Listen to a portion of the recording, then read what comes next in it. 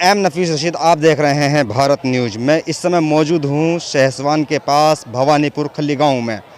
और जैसे जैसे अभी एक खबर आई है कि पूरे उत्तर प्रदेश के अंदर मुख्यमंत्री योगी आदित्यनाथ ने ऐलान किया है और गाइडलाइंस दी है कि अब रहेगा रात 11 बजे से सुबह 5 बजे तक कर्फ्यू। अब इस पर कई सारे सवाल खड़े हो रहे हैं और साथ ही साथ ये भी जानकारी मैं आपको बताता चलूँ, सिर्फ बारात का जिक्र किया गया, शादियों का, यानी कि शादियों के अंदर 200 लोगों की परमिशन होगी। पर एक बात जो सामने देख सकते हैं आप, मैं कैमरामैन से कहूँगा दिखाइएगा कि ये बाजार लग रहा है और यहाँ पर एक भी सिपाही नहीं है। और मैं इतनी दूर से दिखा रहा हूँ आपको कि आप देख सकते हैं कि बच्चे, बूढ़े, बुजुर्ग, नौजवान सब यहाँ पर मौजूद हैं और मास्क नहीं होगा किसी भी चेहरे पर, किसी के भी चेहरे पर मास्क नहीं है। और सबसे बड़ी बात, ये मुख्यमंत्री के ऊपर सवाल खड़ा होता है कि किस तरह एक आदेश कर दिया जाता है अपने फ़ायदे के लिए। क्या ये नहीं बताएंगे कि भाई गाइडलाइंस की पूरी तरीके से क्या रहेगी, या जनता को जागरूक नहीं किया जाएगा पहले से पहले ही, या पुलिस प्रशासन को मुस्तैद नहीं किया जाएगा।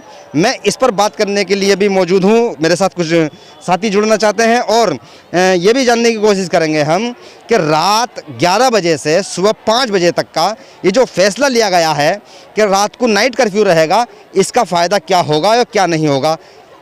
अभी से सोशल मीडिया पर मजाक भी बनाई जा रही है और कहा जा रहा है कि ये कोरोना जो है रात को टेल निकलेगा। यूपी के अंदर बड़ी बड़ी रैलियां हो रही हैं। रैली के अंदर आप मीडिया कर्मियों को तो देख रहे होंगे कि मास्क लगा रहे हैं, पर ना तो आपको सिपाही मास्क लगाते हुए दिखाई देंगे, ना नेता, ना एक तरह से कार्यकर्ता और ना ही जनता। मास्क किसी के भी चेहरे पर नहीं होता है। और अगर बात करने की कोशिश करते हैं तो तरह तरह के बयान, तरह तरह के बहाने, यहाँ तक के खुद को ही कह देते हैं कि भैया यहाँ कोरोना नहीं आता है, यानी कि ये यूपी है, रैली में कोरोना के मर जाता है। बहुत से सवाल ऐसे हो जाते हैं, जवाब मिल जाते हैं हम लोगों को कि हम भी सोचने में मजबूर हो जाते हैं कि भैया किससे बात करें और क्या कहें। चलिए बात करते हैं। आइए मेरे पास जरा, मैं थोड़ी सी बात करना चाहता हूँ आपसे। हजरत जी, रात को ऐलान कर दिया गया है, आज रात से ऐलान कर दिया गया है कि योगी आदित्यनाथ ने कि रात को 11 बजे से सुबह 5 बजे तक नाइट कर्फ्यू रहेगा। आपने भी खबर जान ली है? क्या आप इस खबर को किस नज़र से लेते हैं? जब से ये सरकार आई है, जब से हर आदमी परेशान है। अच्छा। ये समझ नहीं पा रहा है कि ये चाहते क्या हैं। अच्छा। कभी रात में कर्फ्यू लगा देते हैं। हाँ। अभी बताइए, रात में 11 बजे कौन जगेगा इस दुनिया, समझे? हर आदमी सोता है। सर्दी वैसे हो रही है, सर्दी वैसी हो रही है। हाँ। कड़ाके की ठंड है। हाँ। आदमी सोएगा या बाहर निकलेगा?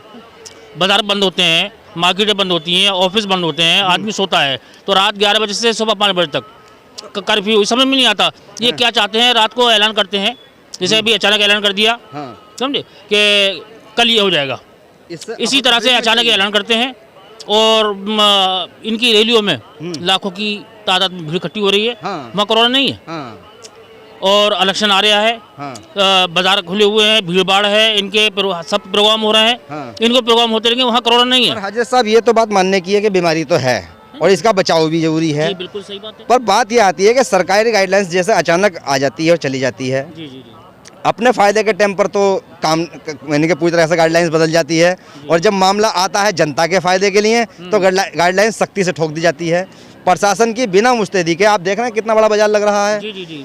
किसी की से भी बात करेंगे, हो सकता है कि मीडिया, मैं माइक लेके पहुंच जाऊं तो यहाँ भगदड़ मच जाए। मैं इसलिए यहाँ पर माइक लेकर नहीं पहुंचा और ना मैंने ये जानने की कोशिश की, इन लोगों से कोई बात करने की कोशिश नहीं की है। पर मैं ये जानने की कोशिश कर रहा हूँ, अब मेरे दर्शक भी समझ लें इस बात को, कि हजरत अपने फ़ायदे के लिए सब कुछ और दूसरे के लिए कुछ नहीं सोचना, ऐसा क्यों? दरअसल ये जो सरकार है, ये सिर्फ अपने फ़ायदे की सोचती है। जनता के फ़ायदे की कुछ नहीं सोचती। ये सिर्फ जुमलेबाज सरकार है। अच्छा। ये खाली जो है ये सोचती है कि हमारा फ़ायदा कहाँ होगा। अभी इनको दिख रहा है कि हम हार रहे हैं, तो उन्होंने कह दिया इलेक्शन पीछे हटाओ।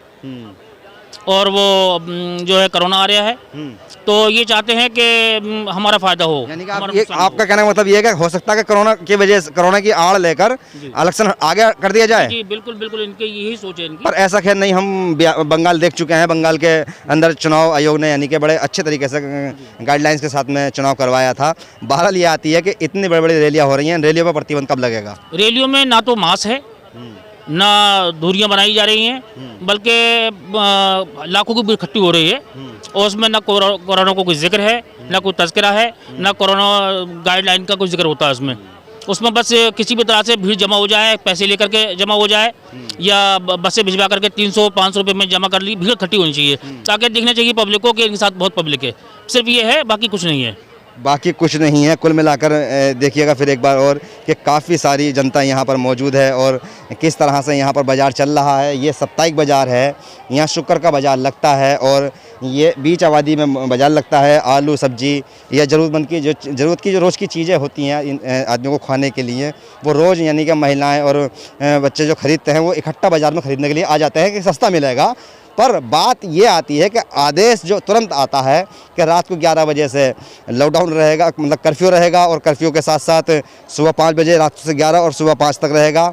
उसके बाद दिन में रैलियाँ पूरी तरह से होंगी। सिर्फ और सिर्फ शादियों में 200 लोगों के ऊपर 200 लोगों की छूट होगी, बाकी सब चीज़ों पर प्रतिबंध होगा।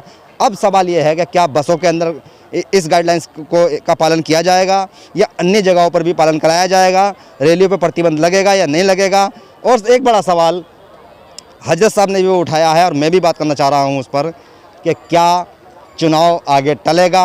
मैं एम नफीस रशीद, आप देख रहे थे भारत न्यूज़।